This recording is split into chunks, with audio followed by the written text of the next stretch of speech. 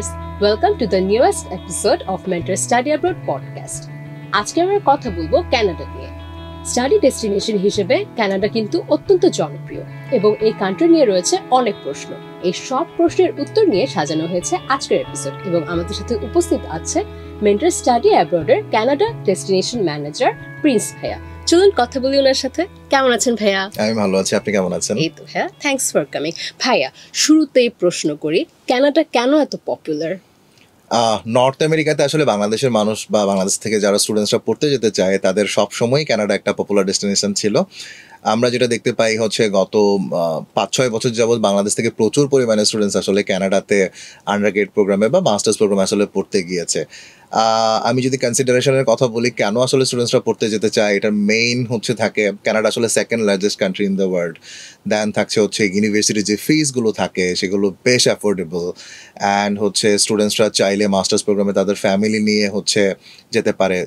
সেখানে হচ্ছে part time কাজের অপরচুনিটি থাকে, ফুল টাইম কাজের অপশন থাকে হচ্ছে ভ্যাকেশনের টাইমে, অ্যান্ড কোর্স শেষ করার পর হচ্ছে পোস্ট স্টাডি ওয়ার্ক পারমিট থাকে আপ টু 3 ইয়ার্স পর্যন্ত। অ্যান্ড পিআর এর কথাও যদি বলি হচ্ছে দেন এটাও আসলে কনসিডারেশনের বিষয় হয় স্টুডেন্টসদের জন্য, যে হচ্ছে আমি ইজিলি হচ্ছে বেশ ইজি ওয়েতেই পিআর পেতে পারি। অ্যান্ড মোস্ট ইম্পর্টেন্ট যেটা আরেকটা পার্ট থাকে সেটা আসলে হচ্ছে স্কলারশিপের অপশন অপরচুনিটিস আছে কিনা। এখানে বেশ স্কলারশিপের অপশন অপরচুনিটিস আছে, কোয়ালিটি এডুকেশন আছে। কানাডার এডুকেশন সিস্টেম অনেক বেশি স্ট্যান্ডার্ড, যেগুলো অন্যান্য অনেক দেশে আসলে ফলো করা হয়। সো এই জিনিসগুলো মিলিয়েই আসলে কানাডাকে কনসিডার করে থাকে নর্মালি বাংলাদেশের স্টুডেন্টসরা। আচ্ছা, তাহলে অনেকগুলো ব্যাপার আছে, আজকে আমরা সবগুলো এরিয়াই টাচ করার চেষ্টা করব। অফকোর্স। আচ্ছা, তাহলে ভাইয়া আমাদের যদি একটু বলেন যে কি কি সাবজেক্ট অফার করা হয়, মানে বাংলাদেশ থেকে সব ধরনের সাবজেক্টই আসলে থাকে, বাট বাংলাদেশ থেকে স্টুডেন্টসরা আসলে যখন যায় তখন দেখা যায় তাদের ব্যাকগ্রাউন্ড আসলে কী ছিল। স্পেশালি যদি কেউ সায়েন্স ব্যাকগ্রাউন্ড থেকে থাকে, তারা স্টুডেন্টসরা নর্মালি বাংলাদেশ থেকে ইঞ্জিনিয়ারিং বা আইটি রিলেটেড সাবজেক্টগুলোতেই মোস্টলি প্রেফার করে যাওয়ার জন্য। অনেকেই জেনারেল কিছু সায়েন্স থাকে, লাইফ সায়েন্স থাকে, এই ধরনের সাবজেক্টে যেতে যায় মোস্টলি। অ্যান্ড বিজনেস থেকে পড়লে স্টুডেন্টসরা প্ল্যান করে বিজনেসের কোনো কোর্সে যাওয়ার জন্য। আর্টস থেকে পড়লে বাংলাদেশ থেকে মানে এইচএসসি বা এ-লেভেলসে যে স্কোর থাকে সেটার উপর বেস করে। আর মাস্টার্স যদি বলি ডেফিনেটলি রিলেটেড কোনো কোর্সেই যায়। সাপোজ কোনো স্টুডেন্ট বাংলাদেশ থেকে হচ্ছে কম্পিউটার সায়েন্সে পড়েছে, সে এখন কম্পিউটার সায়েন্সের উপরেই মাস্টার্স করতে যাচ্ছে, বা হচ্ছে ডাটা সায়েন্সের উপর পড়তে চায়, সিভিল ইঞ্জিনিয়ারিং পড়েছে, ইঞ্জিনিয়ারিং রিলেটেড কোর্সের মধ্যেই যেতে চায়। সো এই সাবজেক্টগুলোতেই নর্মালি স্টুডেন্টসরা যায়। আর হচ্ছে যদি কেউ এইচএসসির পরে বা এ-লেভেলসের পরে কানাডাতে ডিপ্লোমা প্রোগ্রামগুলো অফার করছে বিভিন্ন ইনস্টিটিউশন কলেজগুলোতে। অ্যাডভান্স ডিপ্লোমা প্রোগ্রাম আছে যেটা 3 ইয়ার্সের হয়ে থাকে, 2 ইয়ার্সের কলেজ ডিপ্লোমা প্রোগ্রাম আছে, সেগুলোতে যেতে পারে।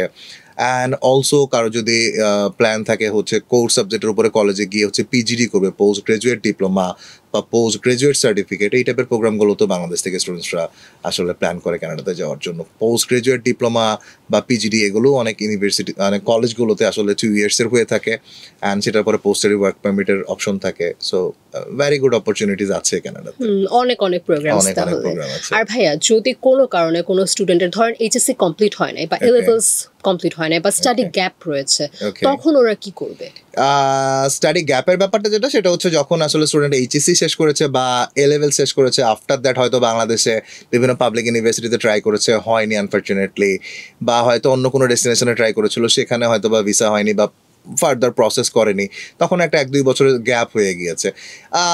নর্মালি কানাডাতে আন্ডারগ্রেড প্রোগ্রামের কথা যদি বলি, স্টাডি গ্যাপ 1-1.5 বছর বা 2 বছর পর্যন্ত খুব বেশি আসলে ঝামেলার কিছু হয় না, ইজিলি অ্যাডমিশন পেয়ে যায়। মাস্টার্স প্রোগ্রামে যদি বলি গ্যাপ আসলে মানেটা কি, গ্যাপের মানেটা হচ্ছে যে আমি ব্যাচেলার ডিগ্রি করার পর থেকে, লাইক আমি 2015-এ আমার ব্যাচেলার ডিগ্রি করেছি, এখন পর্যন্ত লাস্ট 10 ইয়ার্সে আমার বিভিন্ন ধরনের হচ্ছে ওয়ার্ক এক্সপিরিয়েন্স আছে এবং সেই রিলেটেড আমার কাছে জবের কপিগুলো আছে, আমি কারেন্টলি জব করছি। That is not a gap. So আমি 2005-এ আমার ব্যাচেলার ডিগ্রি করেছি, লাস্ট 20 ইয়ার্সের আমার এক্সপিরিয়েন্স আছে, that is not a gap. So এখানে আসলে গ্যাপের ব্যাপারটা আসতেছে না, এখানে আমার এইজের আসলে তেমন কোনো লিমিটেশন নেই যে আমি এই বয়সের পরে হচ্ছে আর আমি মাস্টার্স প্রোগ্রামে অ্যাপ্লাই করতে পারবো না বা এই ধরনের ঝামেলা থাকতে পারে। সো গ্যাপের ব্যাপারটা আসলে আমি যদি প্রুফ করতে পারি যে আমি কিছুর সাথে ইনভলভ ছিলাম, আমার কাছে জব এক্সপিরিয়েন্স আছে, ব্যাচেলার ডিগ্রি শেষ করার পরে আমি হয়তো 1-1.5 বছর একটা শর্ট গ্যাপ আছে, দেন আসলে ব্যাচেলার ডিগ্রিতে অ্যাডমিশন তেমন কোনো ঝামেলার কিছু হয় না, বা মাস্টার্স ডিগ্রিতেও তেমন কোনো আসলে সমস্যার কিছু দেখছি না। আরেকটা কোশ্চেন করেছিলেন আপনি, সেটা হচ্ছে যে স্টাডি গ্যাপের পাশাপাশি হচ্ছে স্কোরিং এর কথা বলছিলেন, যে হচ্ছে রেজাল্ট যদি একটু কম থাকে, মার্ক যদি না হয়ে থাকে। আসলে বাইরের দেশে এডুকেশন কোয়ালিটিটা এরকম ভাবেই করা হয় যেন একটা স্টুডেন্টের যদি স্কোর কিছুটা কমও থাকে তাহলে স্টুডেন্ট যেন ইউনিভার্সিটিতে ডেফিনেটলি সে পড়তে পারে। তার জন্য এমন না হয় যে হয়তো বা অ্যাক্সিডেন্টলি তার ক্লাস 12-এ বা এইচএসসি এ লেভেলস এর রেজাল্টটা খারাপ হয়ে গিয়েছে, সেটার কারণে তার আর ফার্দার স্টাডি করা পসিবল হবে না, এরকমটা হয় না। স্কোর যদি কিছুটা কম থাকে সমস্যার কিছু নেই, সেক্ষেত্রে স্টুডেন্টসরা নর্মালি হচ্ছে ইউটিবি প্রোগ্রাম থাকে, ইউনিভার্সিটি ট্রান্সফার প্রোগ্রাম, যেটা কানাডাতে থাকে, অনেক দেশে অন্যান্য নামে বলা হয়। সো এখানে ইউটিবি স্টেজ 2 প্রোগ্রাম আছে, স্টুডেন্টসরা চাইলে হচ্ছে ওই প্রোগ্রামে যেতে পারে, ওখানে 1 বছর শেষ করে দেন সেকেন্ড ইয়ার থেকে তার ইউনিভার্সিটি ডিগ্রিটা শুরু হয়। লাইক কেউ যদি পড়তে চায় হচ্ছে bachelor of computer science, so ওর ইউটিবি স্টেজ 2 প্রোগ্রামটা হবে আসলে হচ্ছে 1 বছরের, দেন আর রেস্ট অফ দ্য 3 ইয়ার্স হচ্ছে ওর জন্য থাকবে হচ্ছে ইউনিভার্সিটি ডিগ্রি। সো 4 ইয়ার্সের ডিগ্রি 4 ইয়ার্সই শেষ হচ্ছে, এখানে ইয়ার লসের কিছু নেই, একটা দিনও আসলে লসের কিছু হয় না। সো এটা কেন করে আসলে ইউনিভার্সিটি করে হচ্ছে, বি ভেরি অনেস্ট, আসলে যে স্টুডেন্টের একাডেমিক রেজাল্টটা এইচএসসিতে বা লেভেলসে কম আছে, সে যখন ইউনিভার্সিটিতে গিয়ে সাপোজ ইউনিভার্সিটিতে এনরোল হওয়ার পরে যে সে ইউনিভার্সিটিতে 100, 150 বা 200 স্টুডেন্টের সাথে অ্যাট এ টাইম ক্লাস করবে, তখন কিন্তু আসলে প্রপারলি বুঝতে পারবে না।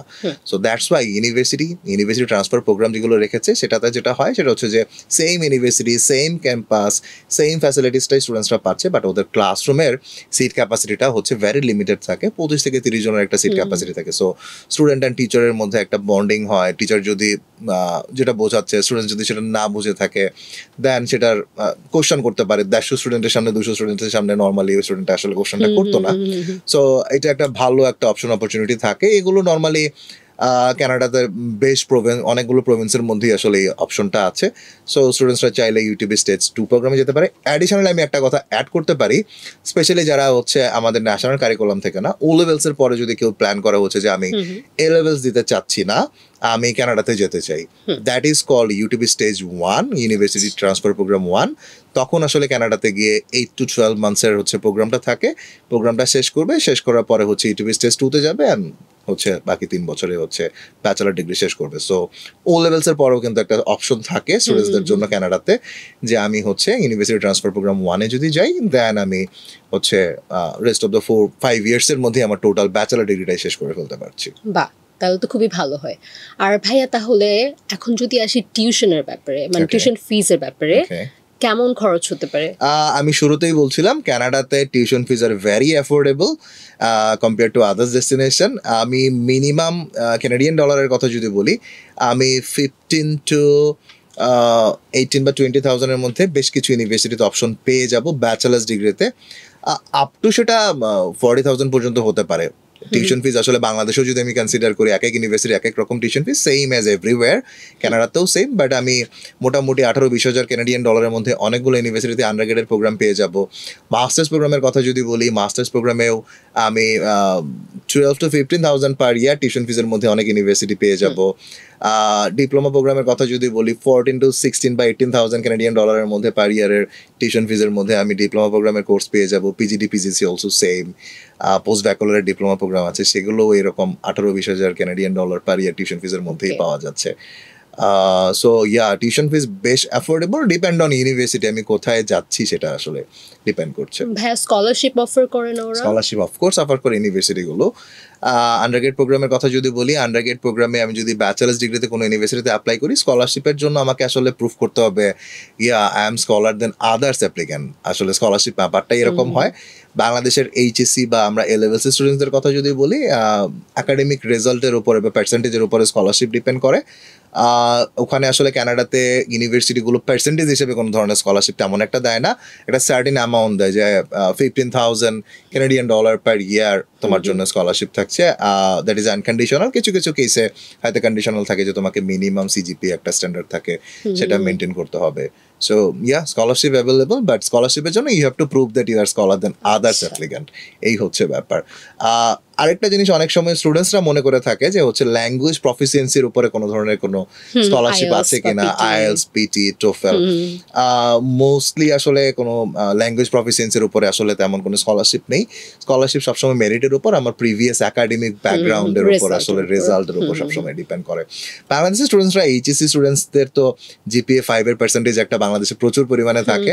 সো সেই দিক দিয়ে এইচএসসি স্টুডেন্টসরা বেশ ভালো স্কলারশিপ পায়। ইংলিশ মিডিয়ামের স্টুডেন্টস যারা আছে এ লেভেলসে পড়েছে, এ লেভেলসের গ্রেডসের উপরও বেশ ভালো পরিমাণে একটা স্কলারশিপের অপশন থাকে। আচ্ছা ভাই, এবার টাইম লাইনের ব্যাপারে অ্যাডমিশনের জন্য মানে যে ইনটেক গুলো থাকে বিভিন্ন সময়ে, দ্যাটস ফাইন। এটা মানে স্টুডেন্টরা কিভাবে প্ল্যান করবে এই ব্যাপারটা? অ্যাডমিশন থেকে ভিসা পর্যন্ত এই টাইম ফ্রেমের কথা যদি আমি আসি, আমি ফার্স্টে ইউনিভার্সিটি অ্যাডমিশন বা হচ্ছে ইনটেক্সের কথা যদি বলি, নর্মালি কানাডার মেজর ইনটেক বা নর্থ আমেরিকাতে আসলে মেজর ইনটেকটা হচ্ছে ফল ইনটেক, যেটা হচ্ছে সেপ্টেম্বর, অ্যান্ড দেন থাকে হচ্ছে কানাডাতে উইন্টার মানে হচ্ছে জানুয়ারি, অ্যান্ড সামার মানে হচ্ছে মে। 100% ইউনিভার্সিটি তাদের ফল ইনটেকে সব ধরনের সব কিছু কোর্স অফার করে, আন্ডারগ্রেড, ব্যাচেলার্স, মাস্টার্স, সব ধরনের প্রোগ্রাম আসলে হচ্ছে ফল ইনটেকের জন্য অ্যাভেলেবেল থাকে। উইন্টার ইনটেক সেটা হচ্ছে জানুয়ারি ইনটেকেও হচ্ছে অলমোস্ট 80% ইউনিভার্সিটি তাদের কোর্সগুলো অফার করে থাকে। সামারটা একটা শর্ট ইনটেক, অনেক সময় স্টুডেন্টসরা ওই টাইমটাতে ভ্যাকেশন নিয়ে থাকে। আমি ভ্যাকেশনের ব্যাপারে পরে কথা বলছি। ওই ভ্যাকেশনের টাইমটাতে স্টুডেন্টসরা পার্ট টাইম কাজ করতে, ফুল টাইম কাজ করতে পারে। বাট ওই সামার ইনটেকে মোস্টলি বাংলাদেশ থেকে তেমন খুব বেশি স্টুডেন্টস যায় না। বাট যদি কোনো স্টুডেন্টস হচ্ছে সামার ইনটেকে যেতে চায়, অপশনগুলো আছে। ইনটেকের কথা যখন আমি বলবো তখন আসলে আমাকে যে জিনিসটা কনসিডার করতে হবে, আমাকে আসলে ইউনিভার্সিটি দেখতে হবে অ্যান্ড কোর্স দেখতে হবে। আমি কোন কোর্সে যেতে চাচ্ছি, কোন ইউনিভার্সিটিতে যেতে চাচ্ছি, সেটা কি undergrad or post grad masters programme কিনা। মোস্টলি ইউনিভার্সিটিগুলো সেপ্টেম্বর ইনটেকের জন্য, ফল ইনটেকের জন্য অ্যাপ্লিকেশনের একটা ডেডলাইন থাকে। সেগুলো ডিপেন্ড অন ইউনিভার্সিটি। কিছু ইউনিভার্সিটিতে মিড ফেব্রুয়ারিতে অ্যাপ্লিকেশন ডেডলাইন ক্লোজ হয়ে যায় ফর সেপ্টেম্বর ইনটেক, কিছু ইউনিভার্সিটিতে ফার্স্ট মার্চের দিকে অ্যাপ্লিকেশন ডেডলাইন ক্লোজ হয়ে যায়, কিছু ইউনিভার্সিটিতে হয়তো মে পর্যন্ত টাইম থাকে।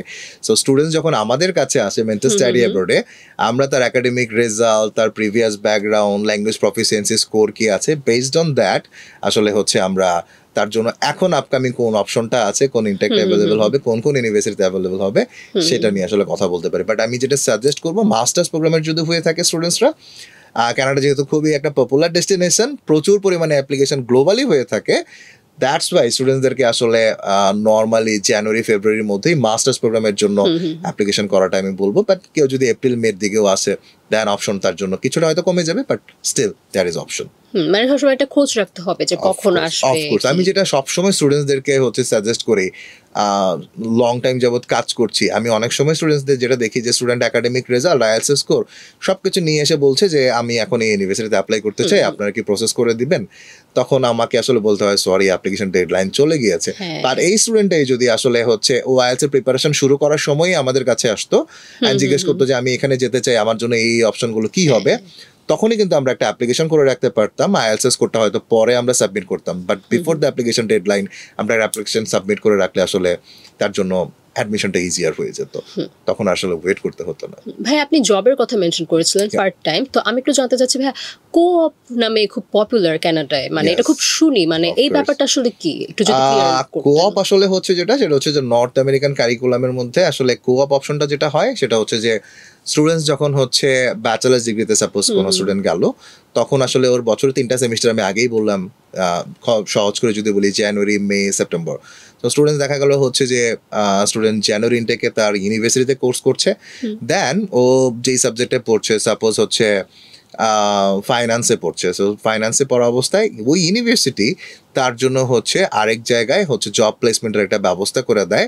সেটা আসলে তার ওই কোর্সের ভেতরে ইনক্লুড থাকে এবং সেখানে ওই একটা কোম্পানিতে গিয়ে সে কাজ করতেছে, অ্যান্ড যা পড়াশোনা করছে সেই পড়াশোনার রিলেটেড কাজগুলোই সে আসলে ওই কোম্পানিতে গিয়ে করছে। সো কোঅপের মাধ্যমে একটা student minimum 8,000 to 12,000 Canadian dollar per semester আসলে আর্ন করতে পারে। অ্যান্ড কাজের কথা যেটা, একটা স্টুডেন্ট যখন হচ্ছে ডিউরিং স্টাডিজ উইকলি 24 আওয়ার্স কাজ করতে পারছে, লাস্ট ইয়ার এটা চেঞ্জ হয়েছে, এর আগে আসলে 20 আওয়ার্স ছিল, সো 24 আওয়ার্স কাজ করতে পারছে উইকলি, অ্যান্ড ভ্যাকেশনের টাইমে ফুল টাইম কাজের অপশন থাকছে। এই হচ্ছে ব্যাপার। বাট কোঅপের অপশন যেটা, সব ইউনিভার্সিটিতে সবগুলো কোর্সের মধ্যে কোঅপ থাকে না, বাট অনেক ইউনিভার্সিটিতে আসলে কোঅপের অপশন আছে, কোর্সের মধ্যে কোঅপের অপশন আছে। স্টুডেন্টসরা যদি অ্যাপ্লিকেশন করার টাইমে কোঅপ নিয়ে আসলে অ্যাপ্লিকেশনটা করে, কোঅপ রিলেটেড কোর্সে অ্যাপ্লিকেশন করে, দেন আসলে তার জন্য একটা এক্সট্রা আর্নিংয়ের অপশন থেকে থাকে। অ্যান্ড কোর্স শেষ করার পরে আসলে যখন ওই ডিগ্রিটা তখন অন্য কোথাও সে জবের অ্যাপ্লাই করছে, তখন কিন্তু আসলে সে অনেক ধরনের এক্সট্রা আসলে প্রেফারেন্স পাচ্ছে যে তুমি তো আসলে কোর্সের সাথে সাথে হচ্ছে তুমি সেম রিলেটেড আসলে কাজ করেছো, সো কাজের একটা এক্সপিরিয়েন্স হয়ে যায়। So it's a very good option. আচ্ছা ভাইয়া, স্টুডেন্টরা তো পার্ট টাইম করারও সুযোগ পাচ্ছে কানাডায়, yes. তাহলে ওনারা কি মানে স্টুডেন্টরা যদি চায় ওরা কি টিউশন ফিটা কভার করতে পারবে? ভেরি ডিফিকাল্ট কোশ্চেন, যে কোশ্চেনটা প্রতিদিনই আসলে আমাদেরকে শুনতে হয়। বাট অনেস্টলি আমি আমার জায়গায় বসে বা মেন্টাল স্টাডি অ্যাব্রোডে বসে কখনো কাউকে আমি আসলে অ্যাপ্রিসিয়েট করতে পারি না। তোমার লিভিং এক্সপেন্স আছে লাইক হচ্ছে 15 লাখ টাকার মতো, হয়তো বা মিনিমামই ধরলাম 12 লাখ টাকা বছরে আমার লিভিং এক্সপেন্স আছে। টিউশন ফিস বাংলাদেশের টাকা আমি মিনিমামটাও যদি কনসিডার করি লাইক 15,000 টাকা, 15 লাখ টাকা। সো অল টুগেদার আসলে 26, 27, 28 লাখ টাকা প্রতি বছর নিজে নিজে আর্ন করা, পার্ট টাইম কাজ করে ডিউরিং স্টাডিজে অ্যান্ড ভ্যাকেশনের ফুল টাইম কাজ করে, ইটস প্রিটি মাচ ডিফিকাল্ট। আমি কখনোই কাউকে এটা অ্যাপ্রিসিয়েট করবো না। আসলে আমি টিউশন ফিজ অ্যান্ড লিভিং এক্সপেন্সের ব্যাপার যেটা, সেটা যদি আমি ক্যালকুলেট করি, আমি লিভিং এক্সপেন্স ইজিলি আমার নিজেরটা নিজে হয়তো বা মেনটেন করা পসিবল। বাট আমি শুরুর দিক থেকে যদি টিউশন ফিজের কথাও চিন্তা করি, হ্যাঁ হয়তো আমি আর্ন করতে পারবো, but at the end of the day আমি হয়তো বা আমি পড়াশোনাটা ঠিক মতো করে যেতে পারবো না। তখন আসলে আমি যদি পড়াশোনাটা ঠিক মতো না করি, আমি ডিগ্রি নিয়ে যদি না বেরোতে পারি বা আমি পোস্ট কোর নিয়ে যদি বেরোই, তাহলে আসলে আমাকে কে জব দেবে বা ফার্দার সেটেলমেন্টের জন্য যদি প্ল্যান করি, সেটা তখন আসলে হয়ে উঠবে না। আমি আসলে নর্মালি চাবো না ওই প্ল্যানটা করে যাওয়ার জন্য। বাংলাদেশ থেকে ডেফিনেটলি টিউশন ফিজের ব্যাকআপটা যেন থাকে, পার্ট টাইম কাজ করে নিজের লিভিং এক্সপেন্স মেনটেন করা পসিবল। থ্যাংক ইউ ভাইয়া টিউশন ফিসের ব্যাপারগুলো ক্লিয়ার করার জন্য। এবার তাহলে আসি অ্যাপ্লিকেশন প্রসেসে। স্টুডেন্টরা একটা ইউনিভার্সিটি কিভাবে সিলেক্ট করবে? ওকে, ইউনিভার্সিটি সিলেকশনের জন্য আসলে যে জিনিসগুলো কনসিডার করতে হবে, আমি হয়তো শুরুর দিকেও বলছিলাম, সেটা হচ্ছে যে আমাকে ফার্স্টে দেখতে হবে যে আমি কী সাবজেক্টে পড়তে চাই। এই সাবজেক্টটা আসলে কোন কোন ইউনিভার্সিটি কানাডাতে আসলে অফার করছে। মোস্টলি বাংলাদেশ থেকে স্টুডেন্টসরা যেই সাবজেক্টগুলো চায় এগুলো ম্যাক্সিমাম ইউনিভার্সিটি আসলে করে থাকে, তাদের কোর্স অফার করে থাকে। দেন আসলে আমাকে যে জিনিসটা দেখতে হবে সেটা হচ্ছে যে এন্ট্রি রিকোয়ারমেন্টস যেগুলো আছে, যে academic requirement, language proficiency requirement, সেটা আমার সাথে ম্যাচ করছে কিনা। অ্যান্ড মোস্ট ইম্পর্টেন্টলি হচ্ছে যে টিউশন ফিস যেটা দেওয়া আছে আফটার স্কলারশিপের পরে, সেটা আমার জন্য, আমার ফ্যামিলির জন্য আসলে কতটুকু অ্যাফোর্ডেবল হবে, ফিজেবল কিনা। সো বেসড অন দ্যাট আসলে ইউনিভার্সিটি অনেক সময় স্টুডেন্টসরা পিক করে থাকে। অনেক সময় স্টুডেন্টস যারা আত্মীয় স্বজন বা রিলেটিভসরা থেকে থাকে, কারো হয়তো রিলেটিভস থাকে আলবার্টাতে, কারো হয়তো ম্যানিটোবাতে। বেসড অন দ্যাট ওইটাও অনেক সময় ওদের প্রেফারেন্সের মধ্যে থাকে, ওনাদের যে হ্যাঁ আমার রিলেটিভ যেহেতু ওখানে আছে তাহলে আমি ওখানে যেতে পারি। সো এরকম মতোই আসলে ইউনিভার্সিটিটা পিক করে থাকে। বাট আমি সবসময় যেটা স্টুডেন্টদেরকে সাজেস্ট করি সেটা হচ্ছে যে ইউনিভার্সিটি সিলেকশনের ক্ষেত্রে আমাকে যেটা দেখতে হবে সেটা হচ্ছে যে আমি যেই কোর্সটা পড়তে চাচ্ছি, এই কোর্সটা শেষ করার পরে আফটার দ্যাট আসলে আমার ফিউচার কেরিয়ার আসলে কী আছে সেটা ডেফিনেটলি আমাকে কনসিডার করতে হবে। অ্যান্ড মোস্ট ইম্পর্টেন্ট যেটা, সেটা হচ্ছে ফি স্ট্রাকচার যেটা আছে আমার ফ্যামিলির জন্য কতটুকু অ্যাফোর্ডেবল হবে। বেসড অন দ্যাট আসলে নর্মাল ইউনিভার্সিটিগুলো পিক করে থাকে। অনেক সময় অনেকের জন্য ইউনিভার্সিটির র্যাঙ্কিং ম্যাটার করে। সো ডেফিনেটলি আমি যদি যাওয়ার আগে সেই র্যাঙ্কড ইউনিভার্সিটিতে যেতে চাই, সেটাও কনসিডারের বিষয় হয়ে থাকে। আচ্ছা ভাই, আরেকটা ব্যাপার, আমরা প্যাল ট্যাল শুনি, এই জিনিসটা আসলে কি? এটা 2024 থেকে আসলে নতুন করে ব্যাপারটা এসেছে, যেটা অন্যান্য কান্ট্রিতে অনেক আগে থেকেই শুধুমাত্র অফার লেটার দিয়ে আসলে ভিসা অ্যাপ্লিকেশন করা যেত না। আইআরসিসি সেটা গত বছর যখন বলেছিল তখন বলেছিল শুধুমাত্র আন্ডারগ্রেডের জন্য লাগবে, মাস্টার্সে লাগবে না। রিসেন্টলি আবার সেটা চেঞ্জ হয়েছে, আন্ডারগ্রেড বা মাস্টার্স প্রোগ্রামের জন্য আসলে provincial attestation letter which is Pal, territorial attestation letter, that is TAL। So এই ডকুমেন্টসটা আসলে যখন লাগছে সেটা হচ্ছে যে আমি অ্যাপ্লিকেশন করছি, অফার আসছে, অফারটা অ্যাকসেপ্ট করছি, একটা সার্টেন অ্যামাউন্ট হয়তো ডিপোজিট করতে হচ্ছে ইউনিভার্সিটিকে, সেটা আমি ব্যাঙ্ক ট্রান্সফার করে দিচ্ছি। দেন আমার প্রভিন্সিয়াল অ্যাটাস্টেশন লেটারের জন্য অ্যাপ্লিকেশন করতে হচ্ছে। মোস্টলি ইউনিভার্সিটিগুলোই যখন স্টুডেন্ট সিট কনফার্ম করছে বা ডিপোজিটটা কনফার্ম করছে, ইউনিভার্সিটি সেটা করে দিচ্ছে বা ইউনিভার্সিটি লিঙ্ক দিয়ে দিচ্ছে, যেটা আমরাও আসলে অ্যাপ্লিকেশন করে দিচ্ছি।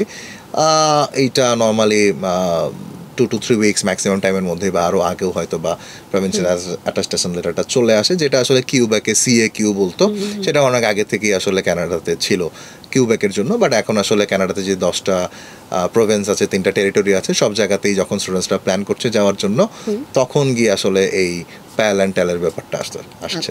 ঠিক আছে ভাই, অ্যাডমিশনের ব্যাপারটা গেল। এবার যদি আসি ভিসার ব্যাপারে, ভিসার স্টেপগুলো যদি একটু বলতেন। হ্যাঁ, ভিসা আসলে বাংলাদেশ থেকে মোস্ট ইম্পর্টেন্ট পার্ট। আমাকে তো ফার্স্ট অ্যাডমিশন সিকিউর করতে হচ্ছে, দেন আমি প্রভিন্সিয়াল অ্যাটাস্টেশন লেটার বা টেরিটোরিয়াল অ্যাটাস্টেশন লেটার নিচ্ছি, দেন আমাকে আসলে ভিসা অ্যাপ্লিকেশন করতে হচ্ছে। ভিসা অ্যাপ্লিকেশনটা আসলে বাংলাদেশ থেকে বা ওয়ার্ল্ড ওয়াইড সব জায়গা থেকে অ্যাপ্লিকেশনটা হয়ে থাকে একটা অনলাইন অ্যাপ্লিকেশন, যেটা GCK বা IRCC পোর্টালের থ্রুতে এই অনলাইন অ্যাপ্লিকেশনটা করতে হয়। এই অনলাইন অ্যাপ্লিকেশনের টোটাল ফিস আছে $235 অনলি। $85 বায়োমেট্রিক ফিস যেটা 10 বছরের জন্য ভ্যালিড থাকে, অ্যান্ড শুধুমাত্র ভিসা অ্যাপ্লিকেশন ফিস থাকে হচ্ছে $150 সো বাংলাদেশের টাকা এটা 22-23 হাজার টাকার মতো হয়তো বা ম্যাক্স হয়ে থাকে। অ্যাপ্লিকেশন আসলে ফাইন্যান্সিয়াল ডকুমেন্টসটা এখানে খুব ইম্পর্টেন্ট। যখন স্টুডেন্টস অ্যাপ্লাই করছে ভিসাতে, তখন ভিসা অফিসে যে জিনিসটা কনসিডার করছে যে এই টিউশন ফিজ অ্যান্ড আদার যে এক্সপেন্সগুলো আছে সেইটা স্টুডেন্টস বা স্টুডেন্টসের যে স্পন্সর আছে, নর্মালি আসলে বাংলাদেশ থেকে আমরা প্রেফার করি প্যারেন্টসকেই, সেটার জন্য হচ্ছে সাফিসিয়েন্ট ফান্ড প্যারেন্টসের কাছে আছে কি না, এটা একটা ইম্পর্টেন্ট পার্ট। ভিসাতে আমি আরেকটা ইম্পর্টেন্ট পার্ট বলি, সেটা হচ্ছে যে স্টুডেন্ট আসলে যেই কোর্সে বা যে ইউনিভার্সিটিতে অ্যাপ্লাই করেছে সেটা আসলে তার জন্য আসলে কতটুক ঠিক হয়েছে। সাপোজ একটা স্টুডেন্ট পড়েছে হচ্ছে কম্পিউটার সায়েন্সে, এখন সে মাস্টার্স ডিগ্রি করতে যাচ্ছে হোটেল ম্যানেজমেন্টে, ব্যাপারটা আসলে কিন্তু প্রিভিয়াস একাডেমিকের সাথে যাচ্ছে না, তখন আসলে সেটা ভিসা অফিসারের কাছে ব্যাপারটা হচ্ছে অনেক সময়ই মনে হয় যে স্টুডেন্ট সামহাও কানাডাতে এন্ট্রি করতে চাচ্ছে।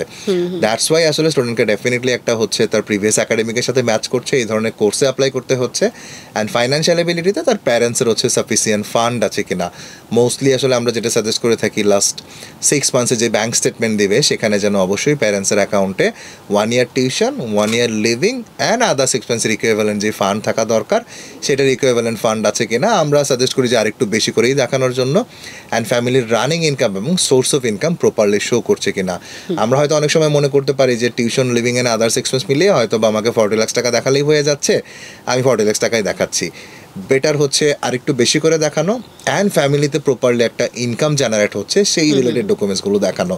সো স্টুডেন্ট যদি জেনুইন হয়ে থাকে, ভালো একটা কোর্সে অ্যাপ্লাই করে থাকে, হচ্ছে ফাইন্যান্সিয়াল এবিলিটি যদি প্রপারলি থাকে, তাহলেই কিন্তু আসলে তার ভিসার চান্সেসটা বেড়ে যায়। অ্যান্ড অলসো ভিসাতে বেশ কিছু ফর্ম থাকে, ভিসার জন্য 3টা ফর্ম থাকে, সেই ফর্মগুলো ফিল আপ করতে হচ্ছে।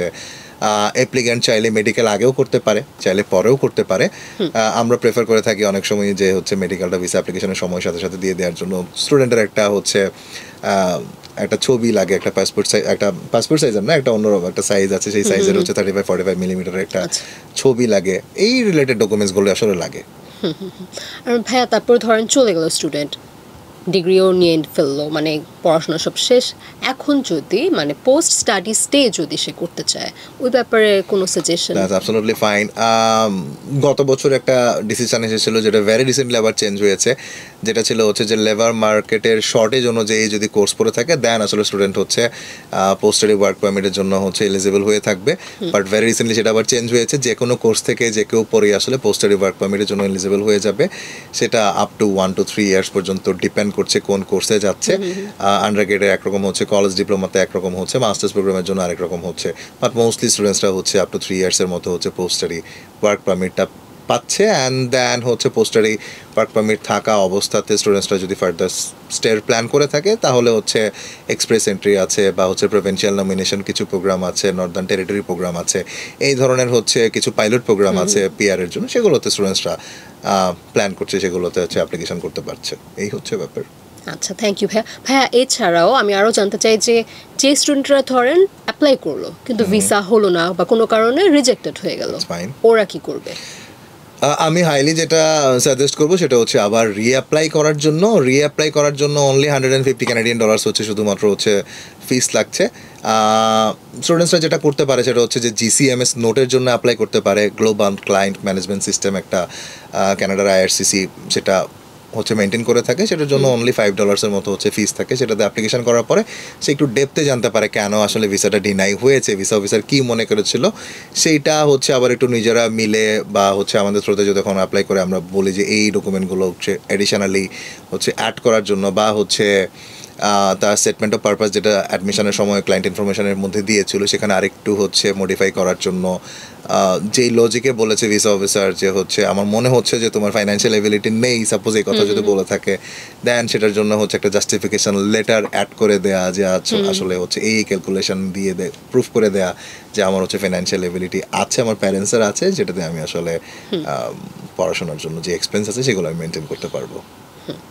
আচ্ছা, তার মানে অনেক সুযোগ আছে। অফকোর্স সুযোগ আছে।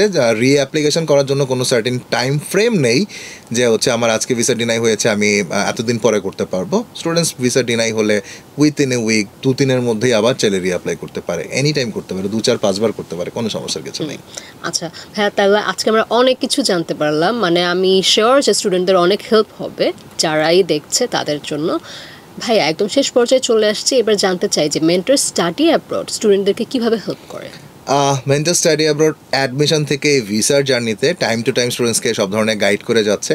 আমাদের অ্যাপ্লিকেশন যখন শুরু করছি তখন দেখা যাচ্ছে যে অন বিহাফ অফ স্টুডেন্টস আমরাই আমাদের পোর্টাল থেকে বা ইউনিভার্সিটি পোর্টালে আসলে অ্যাপ্লিকেশনগুলো সাবমিট করতে হচ্ছে, সেই ব্যাপারে আমরা গাইড করছি। দেন হচ্ছে অফার আসার পর অফারটা কীভাবে অ্যাকসেপ্ট করতে হবে, স্টুডেন্ট ফাইলের থ্রুতে ইউনিভার্সিটিকে কীভাবে টাকাটা ট্রান্সফার করতে হবে, অ্যান্ড মোস্ট ইম্পর্টেন্ট যেটা ভিসার জন্য যে গাইডলাইন থাকে, কী কী ধরনের ডকুমেন্টস লাগবে। এক একজনের প্রোফাইল হচ্ছে এক এক রকম থাকে। প্যারেন্টসদের কথা যদি বলি, সাপোজ কারো হচ্ছে বিজনেস থেকে ইনকাম, তার কী কী ধরনের ডকুমেন্টস লাগবে। কারো প্যারেন্টসরা হচ্ছে জব থেকে ইনকাম আছে, কারো প্যারেন্টস হয়তো বা দেশের বাইরে থাকেন, ওনার জন্য কী কী ধরনের ডকুমেন্টসগুলো লাগবে সেগুলো আমরা একটা চেকলিস্ট করে থাকি। সেই অনুযায়ী ডকুমেন্টসগুলো আমরা দেখছি, সেগুলো আমরা অ্যানালাইসিস করছি, দেন প্ল্যান করছি হচ্ছে ভিসার জন্য। সো অ্যাডমিশন থেকে ভিসা এন্টায়ার জার্নিটাই মেন্টর স্টাডি অ্যাব্রড প্রপারলি করছে। অ্যান্ড এটার জন্য আসলে কখনো কোনো ফিস বা সার্ভিস চার্জের কিছু নেই। স্টুডেন্টকে যে ফিসগুলো পে করতে হয়, লাইক ইউনিভার্সিটির অ্যাপ্লিকেশন ফিস থাকছে বা ভিসা ফিস থাকছে, মেডিকেল করতে হলে মেডিকেলের ফিস থাকছে, সেগুলো স্টুডেন্ট নিজেই পে করছে। ইউনিভার্সিটি টিউশন ফিস স্টুডেন্ট নিজেই ব্যাংকের থ্রুতে স্টুডেন্ট ফাইল অ্যাকাউন্ট ক্রিয়েট করে পাঠাচ্ছে। আমাদের সাথে কখনোই কোনো ধরনের কোনো ফাইন্যান্সিয়াল কোনো ডিলিংয়ের কিছু নেই, totally free from our side. আর ভাইয়া এছাড়াও আমি যতটুকু জানি যে মেন্টরসের তো আলাদা কিছু পার্টনার ইউনিভার্সিটিজ আছে, ওটা নিয়ে যদি একটু বলতেন। মেন্টর স্টাডি অ্যাব্রডের অনেকগুলো ইউনিভার্সিটির সাথে, কলেজের সাথে কানাডাতে হচ্ছে অ্যাফিলিয়েশন আছে, লাইক অন্টারিও টেক ইউনিভার্সিটির সাথে আছে। মোস্ট পপুলার ইউনিভার্সিটি বাংলাদেশ থেকে প্রচুর পরিমাণে স্টুডেন্টস আমাদের থ্রুতেও গিয়েছে, মেমোরিয়াল ইউনিভার্সিটিতে। দেন আছে হচ্ছে ইউনিভার্সিটি অফ ম্যানিটোবা আছে, ইউনিভার্সিটি অফ উইন্ডসোর বেশ পপুলার ফর মাস্টার স্টুডেন্টসদের জন্য। আমি যদি বলি বাংলাদেশের প্রচুর স্টুডেন্টস আমাদের থ্রুতে গিয়েছে। এরকম অনেক ধরনের ইউনিভার্সিটি আছে, ইউনিভার্সিটি অফ ওয়েলফ আছে। সো ইউনিভার্সিটি স্টুডেন্টসরা আসলে যেটা চায় যে আমি আসলে রিসার্চ বেস ইউনিভার্সিটিতে যাব, নাকি হচ্ছে আমি হচ্ছে শুধুমাত্রই এমন একটা ইউনিভার্সিটিতে যেতে চাই যে কোর্স শেষ করার পরেই হচ্ছে আমি ইজি টু গেট জব, সেটার জন্য আমি কনসিডার করবো কিনা। সো এই ধরনের অনেকগুলো ইউনিভার্সিটির সাথে আমাদের অ্যাফিলিয়েশন আছে। অনেকগুলো কলেজ আছে কানাডাতে যেই প্রোগ্রামগুলো আমি আগেও বলেছি যে ডিপ্লোমা প্রোগ্রাম বা পিজিডি পিজিসি প্রোগ্রামগুলো অফার করছে, এই টাইপের কলেজগুলোর সাথে আমাদের অ্যাফিলিয়েশন আছে। লাইক সেনেকা কলেজ বলেন, সেন্টেনিয়ান কলেজ বলেন, এগুলো বেশ পপুলার বাংলাদেশে। এই টাইপের কলেজগুলোর সাথে আমাদের অ্যাফিলিয়েশন আছে।